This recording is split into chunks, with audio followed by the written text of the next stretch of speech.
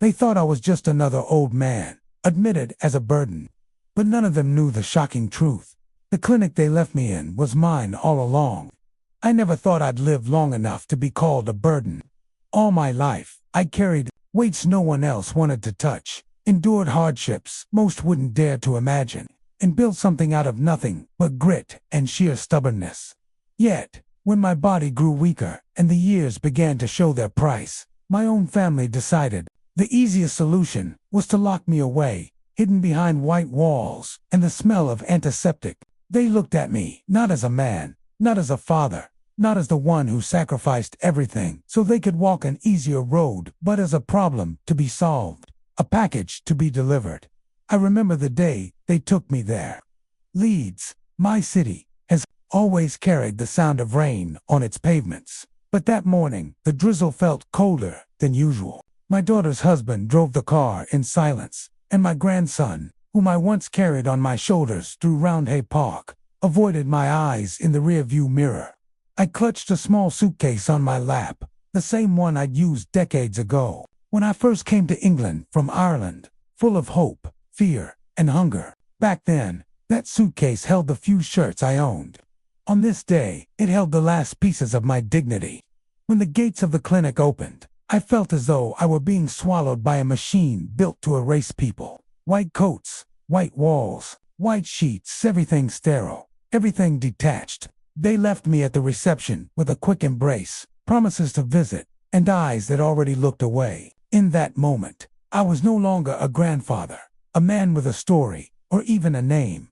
I was a patient, a responsibility, a fardo. But what they didn't know, what no one there imagined, was that those walls didn't belong to strangers. They belonged to me. Every corridor, every room, every detail of that building had once passed through my hands, through my sweat, through my sacrifices. I was no ordinary patient, being abandoned in a place he didn't recognize. No, this clinic, this sanctuary disguised as a prison, had been born out of the very battles that almost destroyed me. It's strange, isn't it, to look around at the faces of nurses and doctors, people who see you as nothing more than a case file, and to know that without you, none of them would be standing there, to be called a burden inside the very walls that exist because of your struggle. That irony tasted bitter in my mouth, but it also reminded me of something I had long forgotten. My story was not finished yet. You see, my life has been built on contradictions. I was the boy who knew hunger so well, it became a shadow at my table. I was the young man who buried his dreams beneath factory smoke and long hours, only to discover that sometimes, from ashes, something greater can rise. I was the one who lost family, love, and even myself along the way, yet managed to stand again when there seemed to be no reason to. People see an old man now, gray-haired, glasses slipping down my nose, my hands trembling slightly as I hold a cup of tea. They think that is the whole of me. But beneath these wrinkles lies the weight of nights spent sleeping on floors, of shoes worn until they split, of humiliation swallowed in silence, of kindness that came when I least deserved it, and yes, of victories, too silent ones, often unseen, but victories all the same. That day in the clinic, as I was led to a small room with nothing but a bed and a chair, I closed my eyes and drifted back to Dublin, to the narrow streets where I first learned what it meant to be poor. Back to the day when my father walked out the door and never came back.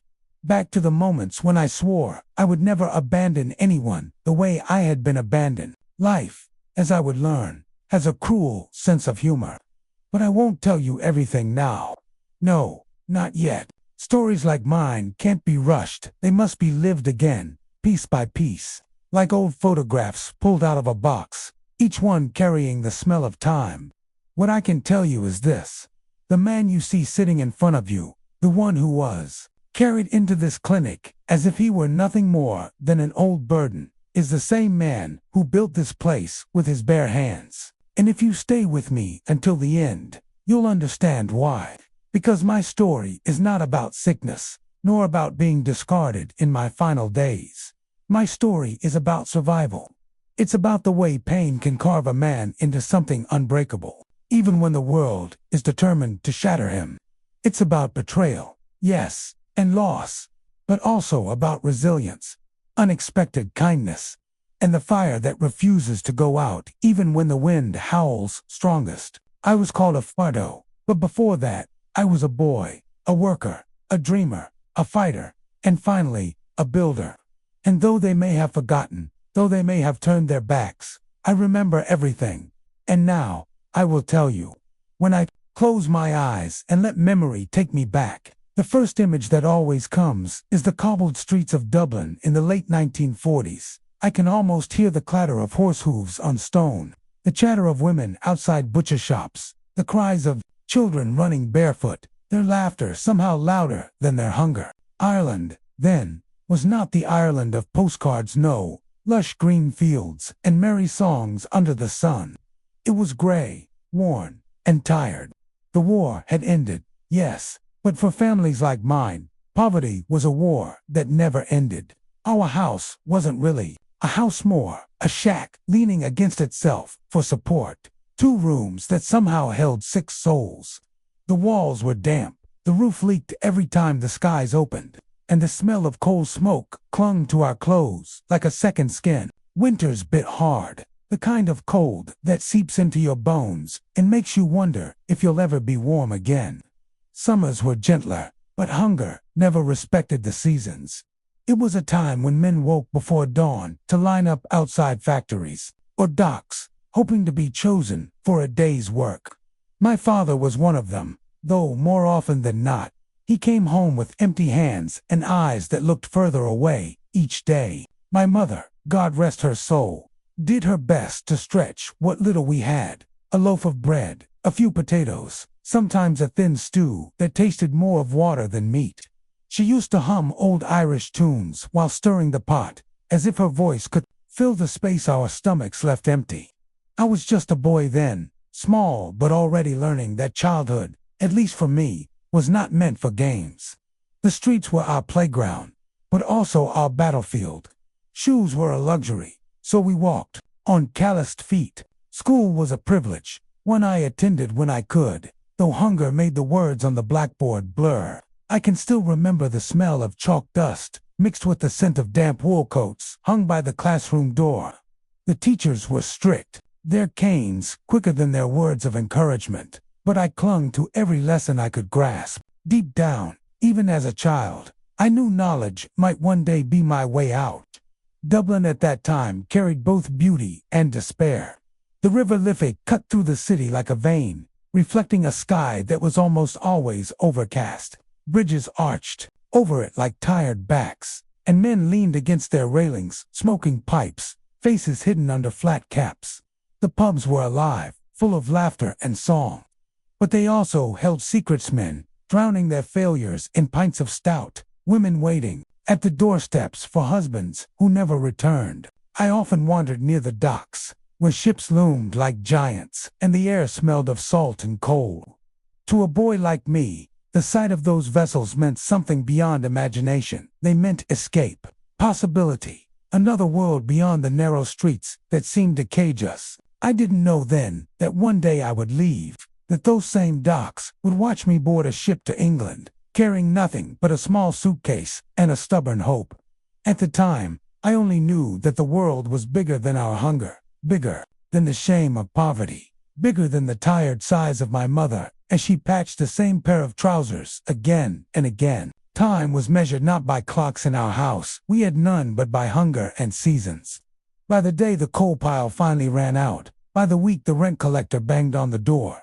By the month my father disappeared for longer stretches, chasing work that never seemed to hold him. It was a harsh rhythm, but it was all I knew. Still, for all its hardness, Dublin had a soul. On Sundays, bells from St. Mary's Church echoed across the rooftops, and people dressed in their best. If their best was patched and worn, walked with a certain pride. Children played in the alleys. Women exchanged gossip at water pumps. And sometimes, when music drifted from a pub window, I would stop and listen, letting the fiddle notes carry me somewhere brighter, if only for a moment. Those were the days that shaped me, though at the time, I didn't realize it. Every cold night, every empty stomach, every humiliation when charity came wrapped in pity, it all built a fire inside me. I was just a boy, yes, but already the world was teaching me that if I wanted something more, I would have to fight harder than most. The place and the time of my beginnings were unforgiving. Yet, they gave me the one gift poverty always gives those who survive it: resilience. You learn to bend without breaking, to carry pain without letting it crush you, to find dignity in scraps and fragments. Even now, decades later, sitting in a clinic in Leeds, the memories of those streets follow me. They remind me of where I began, of the soil my roots clung to, of the harsh wind that threatened to uproot me before I even had a chance to grow. Back then, I could not have known how far those streets would follow me, nor how the hunger of a boy in Dublin would one day collide with the polished halls of an English clinic. But life has a way of stitching its chapters together, no matter how far apart they seem. And so, that was the place, and that was the time. Dublin, 1940s, a city of hunger and hope, of laughter in pubs and silence at the dinner table, of fathers chasing work and children chasing dreams. It was there that my story began, not in comfort, not in privilege, but in struggle. And from there, it would only grow harder. When I think of my childhood, I don't think of toys, laughter, or carefree days. I think of responsibility, hunger, and the sound of my mother's voice calling me back from the streets before the darkness settled. Childhood, for me, was never about innocence. It was about survival. By the time I was 7, I already understood that life would not hand me anything freely. My father had started disappearing more often, sometimes gone for weeks, with no explanation, chasing rumors of work in Belfast, Cork, or even across the sea. When he did return, his pockets were rarely full, and his eyes looked like they carried storms I could not name. He was a man defeated by life long before life was finished with him. That left my mother and us children to manage the house, or rather, the broken shell we called home. I was the oldest boy, which meant responsibility rested on my shoulders, earlier than it should have. I fetched coal when we had a few coins to spare, carried water from the pump down the street, and did odd jobs for neighbors in exchange for bread crusts or a few pennies. Sometimes I polished boots, sometimes I swept alleys, and once I remember helping an old man carry firewood across town in exchange for a worn-out pair of shoes. They didn't fit, but I stuffed rags into the toes and wore them proudly, as if they were new. School became a luxury, not a guarantee. I wanted to learn, I truly did, but there were days when hunger made the words swim on the page. Days when I had to skip class to work, and days when the shame of going in tattered clothes was too much to bear. Yet, when I could, I sat at the wooden desk, scribbling on slates, my mind clinging to every bit of knowledge the teacher let slip. I had a secret dream, even then, that one day I might be something more than what Dublin's streets wanted me to be. But dreams often felt like luxuries, too. The reality of my childhood was harsh. I watched my mother's hands grow cracked and raw from scrubbing other people's laundry. Her back bent from carrying loads too heavy for her small frame. I saw the lines on her face deepen before her time, each one carved by worry and exhaustion. I tried to help, but I was just a boy. Sometimes I would sneak out to the docks and watch the ships, imagining they could take us all away to a better place. The streets were my school in another way. I learned quickly how to fight, sometimes with fists, sometimes with words, sometimes simply by enduring. Other boys, just as hungry and desperate, became both companions and rivals. We played football with rags tied together, but we also fought over scraps of food or a lucky coin found in the gutter. Childhood camaraderie was always balanced with rivalry, as if we all knew there wasn't enough space for every one of us to rise above the mud. One memory remains sharper than the rest. I must have been 9 when a group of older boys cornered me near the alley behind O'Malley's pub. They wanted the loaf of bread I was carrying home, bread I'd earned by helping a baker clean his floors. I remember clutching that loaf as if it were life itself, and, in truth, it was. My fists were no match for theirs, and soon I was on the ground, bloodied and bruised. They took the bread, laughing as they ran, leaving me with nothing but shame.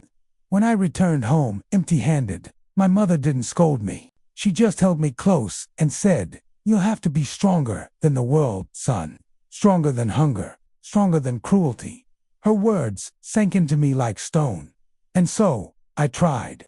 Each day, I toughened not because I wanted to, but because the world demanded it. I learned to work with my hands, carrying coal sacks until my shoulders ached, repairing broken fences, cleaning stables. I learned to ignore the jeers of wealthier children whose fathers had steady jobs. I learned to hide my tears because tears solved nothing and fed no one. But childhood wasn't only hardship. There were moments, small, fragile ones, that kept me human. My mother's lullabies, sung softly even when her voice trembled with exhaustion. The way my younger sister, Maggie, would slip her hand into mine when the nights grew too cold. The rare Sundays when we had enough to make a proper stew, and the smell filled our little home with warmth and laughter. These moments were like sparks in the darkness, fleeting but powerful. Reminders that even in suffering, love could still exist. Still, the weight I carried as a child shaped me in ways I couldn't understand then. Responsibility pressed down on me constantly. At 10, I wasn't dreaming of toys or games. I was thinking of how to bring food to the table, how to keep the family together, how to be the man my father wasn't. Childhood ended the moment I realized my shoulders had to carry more than just my own survival. It marked me, yes, but it also made me. Every humiliation, every hunger pang, every fight in the alleyway carved a part of me that would not break later, no matter how much life tried. Even now, as I sit here in a clinic where people see only an old man, I know I carry within me that boy from Dublin, small, barefoot, but unyielding. And it was that boy, marked by hardship but fueled by stubbornness, who would face the great loss that was waiting just around the corner. Because life wasn't done with me yet. There are certain days that never leave you, no matter how many decades pass. They sit inside your chest like stones, heavy and immovable. For me, that day came when I was only 11 years old, the day my father left for good. He had disappeared before, of course. Sometimes for days, sometimes for weeks, but he always returned, usually thinner, usually more bitter, sometimes drunk, sometimes sober, but always with excuses. There was work in Belfast. I had to try Cork. England is calling men for the factories. My mother would swallow her disappointment, pretending to believe him for our sake. I wanted to believe him too. After all, what boy doesn't want to believe in his father? But that morning was different. It was a cold January dawn in Dublin, the kind that makes the streets shine with frost. I woke to the sound of boots on the floorboards and hushed voices. I crept from my bed, still wrapped in a thin blanket, and peered into the kitchen. There he was, stuffing a few belongings into a worn satchel. My mother stood nearby, her face pale, her arms crossed tightly as if she were holding herself together. "Patrick," she whispered my father's name. "Please, the children, they need you." He didn't answer right away. His hands kept moving, shoving clothes into the bag, his jaw clenched. Finally, he muttered, "I can't do this anymore. There's nothing here for me." Something inside me broke then. I stepped forward, my small voice trembling. "But what about us, D.A.?" For a brief moment, his eyes met mine. I still remember the look: guilt, shame, but also emptiness. He ruffled my hair half-heartedly, the way you'd pat a neighbor's dog, and said, "You'll understand one day, lad." Then he turned, pushed past my mother's tears, and walked out the door. We never saw him again. That door slamming shut echoed louder than church bells. It was the sound of my childhood ending for good. My mother collapsed onto a chair, burying her face in her hands. My younger siblings, too young to fully understand, began to cry. And I stood there, frozen, staring at the empty doorway, trying to grasp how a man could choose to abandon his family when we had so little left to lose. From that day forward, hunger deepened, not just in our stomachs, but in our hearts. My mother grew older overnight, the lines of worry multiplying across her face. She worked herself nearly to death, taking in more laundry, scrubbing floors, anything that paid a few coins. But it was never enough. And I became the man of the house, though I was hardly a man at all. At 11, I began taking jobs no boy should have to take, hauling crates at the docks until my back screamed, running errands through the freezing rain for shopkeepers who tossed me half pennies, cleaning pub floors late into the night while drunken voices slurred songs above me. But what hurt more than the work was the shame. Dublin was a small place then, and word traveled fast. Children whispered that my father had run off to England with another woman. Neighbors pitied us, their glances heavy with judgment. I carried that shame like a cloak, one I could never take off. Every time I passed a pub where men sat laughing, I wondered if my father was laughing somewhere too, far from us, free from the weight he had left on my shoulders. The worst came one night, in February. My mother fell ill to much strain, too little food, too many cold nights. She lay in bed, shivering, her breath ragged. I sat beside her, holding her hand, terrified. She whispered to me, "Elaine, my name. Promise me you'll look after them. Maggie, little Sean, they'll need you now." Her grip was weak, but her words were iron. I promised. What else could I do? She survived that illness, thank God, but she was never the same afterward. The fire in her dimmed, her body frailer, her laughter scarce. She carried on, but it was me who had to carry her too. That was the great loss of my childhood, just my father's abandonment, but the loss of security, of innocence, of the belief that someone stronger than me would keep us safe. From then on, I knew it was me against the world. Looking back, I sometimes wonder if that was the moment that shaped everything that followed. The night I realized no one was coming to save us, that if I wanted to rise, if I wanted to protect those I loved, I would have to fight tooth and nail. It was a wound that never truly healed. Even as I grew older, even as I made something of myself, there was always a hollow place inside me where my father should have been. When I held my own children years later, I swore I would never do to them what he did to us. But as life would prove, even the strongest promises can be tested. Still, it was that loss, that abandonment, that forged the steel inside me. Without it, perhaps I would never have found the strength to endure what came next, the grueling years of survival, the endless labor, the humiliations that nearly broke me, but never fully did. Yes, that was the day my childhood ended, and the day my battle truly began. After my father walked out, life became a battlefield. There were no soldiers, no uniforms, no banners, but there were casualties all the same. Childhoods cut short, dreams buried, spirits broken. And in the middle of it stood me, a boy barely in his teens, carrying burdens no boy should ever carry. I rose before the sun most mornings. My breath would cloud in the cold air as I laced up whatever rags passed, wore boots and stepped into the streets of Dublin. Work wasn't guaranteed. It was hunted. Down by the docks, dozens of us boys and men gathered each morning, waiting for the foreman to point his finger. Sometimes I was chosen, sometimes not. On the days I hauled crates heavier than my own body, my back aching, my hands blistered. On the days I wasn't, I roamed the streets looking for scraps of work, running errands, sweeping alleys, even digging graves when the churchyard needed hands. Payment was meager. A few pennies, maybe a slice of bread if the employer was kind. But I took it all and brought it home, laying it on the table in front of my mother. The look in her eyes, half pride, half sorrow, burned into me. She hated that I worked like a grown man, but she knew we would not survive otherwise. School became almost impossible. I still tried, sneaking in lessons when I could, but more often than not, hunger or exhaustion pulled me away.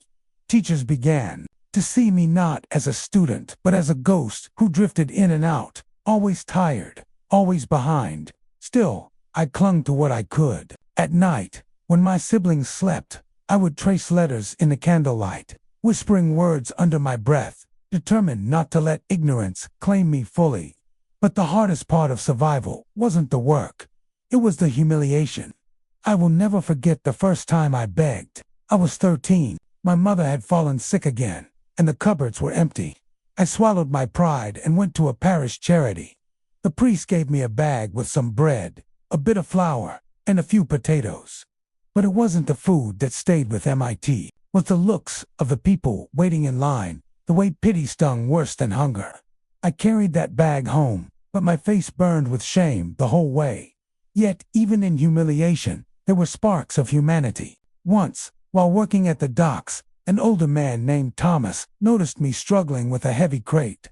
Instead of mocking me, as many others did, he lifted it with me, his weathered hands steady and strong. Later, he slipped me half his lunch, a piece of cheese and an apple. "You're tougher than you look, lad," he said with a grin. I never forgot that small kindness. In a world that often felt cruel, it was proof that not everyone was hardened beyond compassion. By the time I was 15, I was doing the work of men twice my age. My back grew stronger, my hands calloused, my face older than my years. Hunger was still a constant companion, but so was determination. I had a fire inside me, lit by the memory of my father's back as he walked out the door. I swore I would never run from responsibility. Still, there were nights when despair crept in. I would lie awake on the cold floor, listening to my siblings breathe in their sleep, and wonder if life would ever be more than this endless cycle of toil. Sometimes, I envied those ships at the docks, sailing off to places I couldn't imagine. Freedom always seemed to lie just beyond the horizon, unreachable. But survival has a way of shaping you. Every insult I endured, every coin I scraped together, every humiliation I swallowed, they built me, brick by brick. They taught me resilience, patience, and above all, grit. I learned to take pain and turn it into fuel, to take scarcity and turn it into resourcefulness. I remember one winter in particular. The snow fell thick, blanketing the city in silence. Work was scarce, colder even than the frost biting through our clothes. My mother's health worsened, and Maggie and Sean looked at me with hollow eyes. That was the first time I considered stealing. Hunger can drive a man to desperate places. I stood outside a bakery one evening, the warm smell of bread curling into the icy air. My stomach growled, my hands shook, but I couldn't do it. Instead, I offered to sweep the floors inside for nothing more than a crust of bread. The baker, perhaps out of pity, agreed. We ate that crust as if it were a feast. That was survival. Never enough, but always just enough to keep going. When I turned 16, I made the hardest decision of my life. I left Dublin. I kissed my mother's forehead, promised to send money, and boarded a ship bound for Liverpool. My suitcase was small, my pockets nearly empty, but my resolve was unshakable. If survival in Dublin meant endless hunger, perhaps England would offer more. The crossing was rough, the sea tossing us like rag dolls, but when I stepped onto English soil, I felt a strange mix of fear and hope. Liverpool was bigger, louder, harsher, but it was also full of opportunities, if you were willing to break your back for them. Those first years in England were no easier. I was an outsider, an Irish boy looked down upon, given the dirtiest jobs and the smallest pay. I worked in factories where the air was thick with smoke, my lungs burning. With every breath, I cleaned stables, shoveled coal, and slept in crowded boarding houses that smelled of sweat and despair. But I endured, because by then, survival wasn't just about me anymore. It was about the promise I made to my mother. The faces of my brother and sister etched into my mind. Every coin I earned, I sent part of it back home, no matter how little I had left. For myself, it was a brutal existence, full of humiliation, exhaustion, and loneliness. But it was also the forge that hardened me. I didn't know it then, but those years of endless struggle were shaping the man who would one day not only survive, but build something no one could take away. At the time, though I was just a boy, still clinging to survival, unaware that fate was preparing an unexpected turn. Because in the midst of all that darkness, something or rather, someone would appear and change the course of my life forever. Life has a cruel rhythm when you are poor.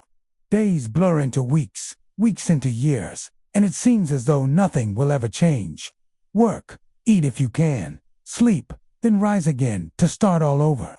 That was my existence in Liverpool during those first years. Factories by day, boarding houses by night. The clatter of machines filled my ears, the soot coated my skin, and the loneliness seeped into my bones. But sometimes, just sometimes, life interrupts its rhythm with something unexpected. And that interruption, no matter how small, can change everything. For me, it happened on a rainy afternoon in 1953. I had been working at a textile mill on the edge of the city, a place where the windows were always fogged, and the foreman barked orders louder than the machines. I was 17, tired, and hungry, with nothing in my pockets but a few coins and a piece of stale bread. As I left the mill, the rain came down in sheets, soaking me through. I ducked into a small cafe for shelter, a place I'd never been before, with steamed-up windows and the smell of tea and buttered scones drifting through the air. That was where I first saw her. She was behind the counter, her hair tied back neatly, her hands moving quickly as she poured tea for an older couple. But it was her smile that caught me warm, unguarded, the kind of smile that cuts through the dreariness of life like sunlight. For a moment, I forgot the hunger in my belly, the wet clothes clinging to my back, the exhaustion weighing me down. I just saw her. Her name was Margaret, though everyone called her Maggie. Funny enough, the same name as my sister back home. She must have seen the state I was in, dripping wet, mud on my boots, clothes patched and worn, because when I asked for a simple cup of tea, she slipped a slice of bread onto the plate beside it, free of charge. "You look like you need it more than we do," she said softly, with that same radiant smile. That small act of kindness hit me harder than a fist. I wasn't used to kindness without strings. For so long, survival had been about enduring. Coldness, harsh words from bosses, pitying glances from strangers, scorn from those who thought themselves better. But here, in a tiny cafe on a rainy street, someone had looked at me and seen more than just another ragged Irish boy.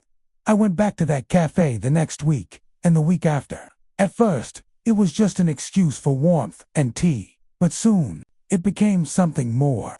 Margaret and I talked at first small talk about the weather, then about music, books, and the places we dreamed of seeing. She had grown up in Leeds, the daughter of a shopkeeper, not rich, but not destitute either.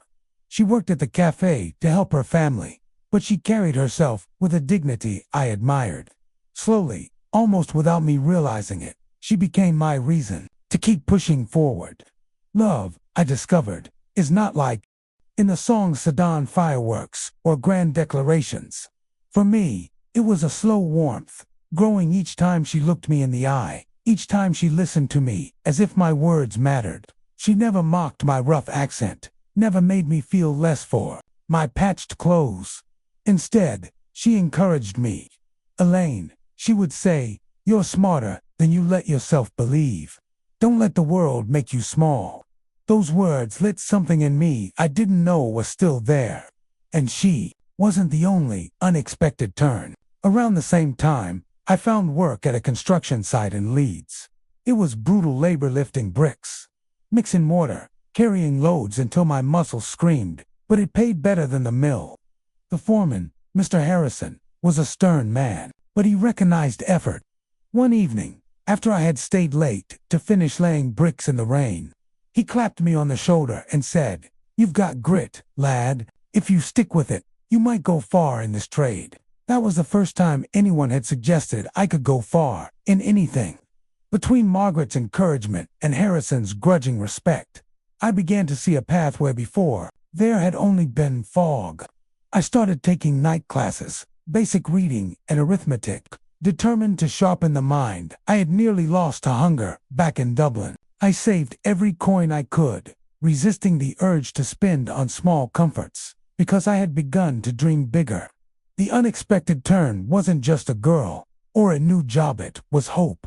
Real hope, not the fragile kind I clung to as a boy, but the kind that grows when others see something in you worth believing in. Of course, it wasn't easy. There were still nights I went to bed hungry, still days when the work broke me down. There were still voices whispering that I was just another Irish lad doomed to break his back until he collapsed. But each time, doubt rose. I thought of Margaret's smile, I thought of Mr. Harrison's hand on my shoulder. I thought of my siblings back in Dublin, waiting for the coins I sent home. And I pressed on. Looking back now, from the vantage point of age, I can see that this was the turning point of my life. It wasn't sudden riches, or some miracle falling from the sky. It was a handful of small mercies, an extra slice of bread, a kind word, a foreman's respect, that changed my course. That is how life often works. The smallest gestures can become the largest doors. You never know when a cup of tea and a smile might alter the path of a man's future. For me, that rainy afternoon in a cafe marked the end of pure survival and the beginning of something greater. I had no idea then just how far those small turns would carry me, but I was about to find out. They say victories are loud celebrated, with applause, champagne, fireworks, but my victories were never like that. Mine came in silence, in the quiet hours before dawn, when I laced up worn boots for another day of work. In the evenings, when I counted every coin saved in a tin under the bed. In the small steps no one noticed but me. After that rainy afternoon, in the cafe where I met Margaret, my life began to shift, not quickly, not dramatically, but steadily, like a river carving a new path through rock. Each day on the construction site, I pushed harder, learned faster, and listened carefully. I asked questions others were too proud to ask. Brick by brick, beam by beam, I built not only houses for strangers but also the foundation of my own future. Mr. Harrison, the foreman, kept his eye on me. One day, after I had stayed late to fix a wall others had botched, he said, "Elaine, you're wasted as a laborer. You've got the makings of a builder." That word, builder, stayed with me. Not just a man who carried loads, but a man who created, who shaped, who left something standing where before there was nothing. At night, while others in the boarding house drowned their wages in ale, I walked to a community hall and sat in classrooms lit by buzzing fluorescent lamps. I studied maths, reading, even a bit of business. It wasn't easy. My hands were rough, my clothes smelled of sweat and dust, and sometimes the younger students laughed at my accent or my questions, but I didn't care. Every word, every number, was a step away from the boy who once begged at a parish door, and through it all, there was Margaret. She became my anchor, my light. We walked the streets of Leeds together on Sundays, sharing dreams we had no business dreaming. She believed in me, even when I doubted myself. When I finally saved enough to buy her a small silver ring, I was terrified she might laugh. Instead, she cried and said yes. We were married in a modest church. No grand celebrations, no wealth, just a people holding on to each other against the world. Marriage didn't make life easier. If anything, it added weight to my shoulders. Rent had to be paid, food had to be bought, and eventually children needed shoes and clothes. But it gave me something I had never truly known before. A home, not just a roof and walls, but love within them. That love fueled me through every hardship. I rose through the ranks in construction, from laborer to mason, mason to foreman. Each promotion felt like a miracle carved out of stone. And with every extra shilling I earned, I saved, not for luxuries, but for a dream I dared not speak aloud at first, owning something of my own. Years turned into decades. My hair grew flecked with gray, my shoulders broadened, my hands scarred. I lost count of the houses, schools, and shops I helped build. But one project remained etched in my heart, above all others: the clinic. It began as a contract like any other. A group of investors wanted to build a medical clinic in Leeds. They needed solid work, reliable hands, someone who wouldn't cut corners. By then, I had earned a reputation for just that. Harrison, older now, but still respected, recommended me. "Elaine's your man," he told them. "He builds with more than stone, he builds with integrity." The work was grueling, but I poured myself into it. I worked days and nights, not just supervising, but laying bricks alongside the men, checking every measurement twice. When the building finally stood complete, gleaming in white stone with tall windows and wide halls, I felt something stir inside me. It wasn't just another job, it was proof. Proof that the boy from Dublin, the boy abandoned and broken, could leave something lasting behind. But fate wasn't finished with me. Months after the clinic opened, one of the investors fell into debt and needed to sell his share. Against all odds, my years of saving gave me just enough to step in. For the first time in my life, I wasn't just a man who built the walls. I owned part of what stood within them. That was my silent victory. I didn't shout it from the rooftops. I didn't rub it in the faces of those who once pitied me. I simply went home, kissed Margaret, and held my children close. I knew the truth in my heart that I had risen, step by step, from nothing to something. From a barefoot boy in Dublin to a man who could say, with quiet pride, I built this. The years that followed were no easier in spirit. Margaret's health faltered, and eventually, I buried her with more tears than words. My children grew, carving their own paths, sometimes forgetting the weight of the past that had carried them forward. But through it all, the clinic remained. It wasn't just a building, it was a symbol, a testament, a legacy. And now, as I sit here in these same halls, the irony is not lost on me. The family that once called me a burden abandoned me in a place I had helped create, never knowing it was mine from the very beginning. They see only an old man in a chair. They do not see the victories etched into these walls, the years of labor, the silent triumphs that made this place possible. That is the nature of a silent victory. It doesn't demand recognition.